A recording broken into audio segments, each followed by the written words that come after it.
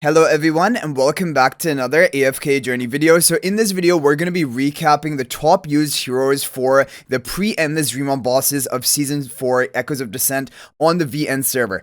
This is very useful information because this can help us prepare going into the new season. The first thing I have to mention though, there are two new Dream bosses which are going to be added. As you can see here, they've already fought Nocturne Judicator. However, there is apparently going to be Sigmund as well. What is really strange though, when you look at the timing countdown over here, it says that, for example, these three grayed out bosses, we know what they are: Elusia, Cray-Shellbrew, and Necrodraken. But then after this Necrodraken, it says 3 days, 11 hours should be Nocturne Judicator. So there's no slot right now for Sigmund, but we were told in the patch notes that Sigmund is going to be added. But anyway, we have had 4 different bosses as of right now.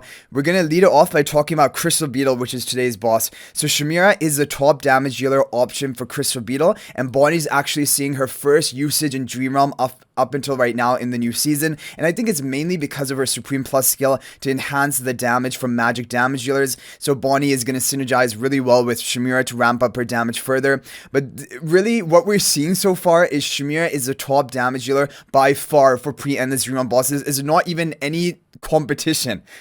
She's like stomping everyone. And so like heroes like Odie, Talene, they're kind of like, okay, what do we do? Because we just sit on the bench while Shemira is just taking all of the glory.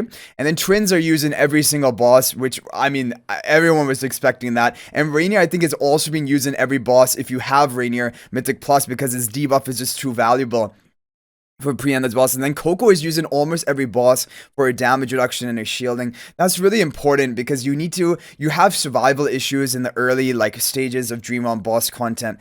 So we'll take a look at some replays, but first I just want to show you basically what heroes are being used. Yeah, and he got his highest score with this Coco comp with Bonnie and Shemira. Now the other bosses they've had Thalassa, and I mean Thalassa is kind of no surprise. Shemira definitely is going to be great here because she is one of the best long range damage dealers. All of these scores are really similar. As for the artifacts, it is either, now my viewer told me it's either Shadow Blast artifact, which I believe is this purple one, or the bow artifact, which is this other one. Those are the major two ones which are being used and doing the best so far, but I think things can change as well in the future. But again, it's going to be Reinier, Shemira, Coco for damage reduction, Twins for buffing, and then here's Smokey because he's a great buffer and he can also heal your team. It makes a lot of sense. If we take a look at another boss we've had so far, the Plague Creeper. Plague Creeper again is going to be using Shemira, but in this one you're going to have Mikola here rather than Smokey, but otherwise it's the same for most used heroes, which are Reinier, Shemira, Twins, and Coco. And then finally for Nocturne Judicator. So Nocturne Judicator is different and interesting because Nocturne Judicator is a totally different style of boss because you actually are going to have the Midnight Hunter on your team. And he is going to be in this frontmost position. You cannot move him around on the formation. And the Midnight Hunter deals the most damage. If you take a look at the damage output, no one deals any damage in comparison to Midnight Hunter. So it's all about just buffing up Midnight Hunter as much as possible. So Shakira is going to buff up with Lupine's Aura, so plus 10 exclusive equipment of Shakira is important. Smokey is going to buff up with attack and haste buff. Twins are going to provide haste buff to the Midnight Hunter. And Reinier is going to position swap the Midnight Hunter and damage reduce the basically, yeah, cause the boss to take increased damage. And Fresto, I don't know exactly what Fresto is even really doing here. He's more allies for Shakira's buff, because I actually want to take a look at this replay because the positioning has to be on point here. Basically, Shakira is going to be buffing up as many allies as possible. That's why Fresto is here. 2 more bodies to be within the Lupine's Aura of Shakira, and you're just going to have massive attack buff value because of this. And then it's just all about the Midnight Hunter doing all the work and shredding through this boss. So this artifact Shadow Blast spell, it gives you execution, which I did not think would be good for Dream Realm because it's kind of a wasted stat unless the boss is in pre-endless and they get below 50% health. Like when you're at 50% health mark, then I think then this damage bonus would apply. But before that, it's not doing anything. Defense penetration, though, is good.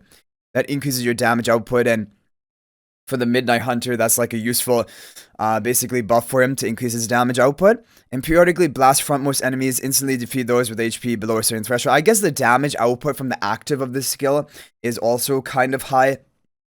and conjuring something, because yeah, you don't even take the boss to 50% of his health, so you're not even getting the value from the execution snap, because that is only when the target is below 50% health that you get a 9% damage bonus. But if the boss is like not even up to 50% health depleted, then that means he's not going to be you're not going to be getting the execution. But that is a really good team. Like, the positioning is on point, and basically that is what you're going to be expecting for the Nocturne Judicator, like the top team option. And then for the other three, we've basically seen it. They're all going to be using the same four heroes: Twins, Shemira, Coco, and Reinier. And that makes a lot of sense. I'm actually predicting that almost all of these bosses are going to have a similar formation. Now, Crazy Shellbrute, we've seen that Shemira does well in Crazy Shellbrute. Potentially, Frester will be there to take the gulps, the insta gulps of the boss.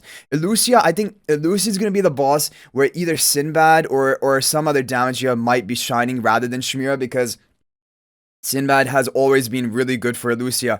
But what we've already basically seen, and is kind of disturbing, Shemira's Powercrept a lot of other damage dealers for this pre-endless Dream meta. And obviously things can change when we get to different difficulties, like, epic difficulty and hell difficulty. However, this is a really good, basically, prediction of how the whole pre-endless bosses are going to turn out. Like, if they're doing well right now in hard difficulty, they're probably going to continue to do well and be the top team in all the pre-endless boss difficulties up until getting to the endless stage. Usually they remain the same, they don't change. Necrodraken, so this is where mobility heroes are going to be important. So I think Shemira is not going to do well in Necrodraken, because it also has energy denial, so she won't be able to cycle ultimates, and also she's not mobile, so she has issues with that. I think Necrodraken, I cannot imagine Shemira being good there. Nocturne Judicator, we've seen, is more about buffing comp rather than Shemira, so Shemira will not be good there. Crazy Shellbrute, Shemira will be good, most likely. Elucia, we'll have to wait and see, honestly, but it most likely is going to be Sinbad here, who always dominates in Elucia. And the other three we've already seen: Crystal, Beetle, Thalassa, and Plague Creeper. Shemira is going to be dominating, and she's going to continue to dominate. There's no question about it until we get to endless bosses, and then maybe Harak is going to take a spot. But yeah, like, as of right now, Harak is not the best for Plague Creeper. These comps are just better, because my viewer has Harak. I'm sure he tried Harak as well. But this Shemira comp is the top comp. So that is overall very interesting. It just kind of re-emphasizes the fact that investing into Shemira is the most important thing for everyone to do. Make sure you get her to Supreme Plus, even get her eventually to plus 15 exclusive equipment. Begin with plus 10, that is her major skill upgrade, but eventually she is going to be a major plus 15 priority as well. And Twins, of course, are a plus 15 priority. They're so dominant. And also Reinier Mythic Plus. If you don't have Reinier at Mythic Plus, you are going to suffer in pre-endless Dream bosses, because already we've seen him use in the top team for these four bosses, and there's no doubt in Elucia, Crazy Shellbrute, Necrodraken, and then the final boss, which is going to be Sigmund. There's no doubt Rainier's going to be the top in all of them. So Reinier still is really a king, even though he came out at global launch. It's been over 1 year. He's really still very relevant, very extremely relevant. And Talene, honestly, Talene is just being completely powercrept by Shemira, and even Odie. We'll have to see when the charm quality bonuses are triggered, because right now no charm quality bonus is triggered. That only triggers when you have the elite quality or above, which you don't have access to in the early days of Jira's trials. But eventually that will come into play, and then potentially there's some way that Odie is going to make a comeback. Maybe Talene. However, honestly, I think they're really going to have their work cut out for them, because Shemira is like not holding back. She's not... basically, she's going all out, and she's just dominating. So anyway, guys, I hope you enjoyed the video. Thank you for watching. That is going to be it for this one. If there's any other thoughts you have, feel free to share them in the comment section. If you're not already subscribed to our YouTube channel, please smash that subscribe button. Also, feel free to join my AFK Journey Discord server. There's a link to that in the description of this video. And finally, if you're thinking about making a purchase in AFK Journey, please use my affiliate link for the official Farlight store. There's a link to that in the description of this video and a pinned comment. This is the best way you can support me at no extra cost to you and gain 5% bonus dragon crystals on your purchase from the Farlight store. But thanks for watching. I'll hopefully see you guys in the next video. And until then, everyone, peace out for now.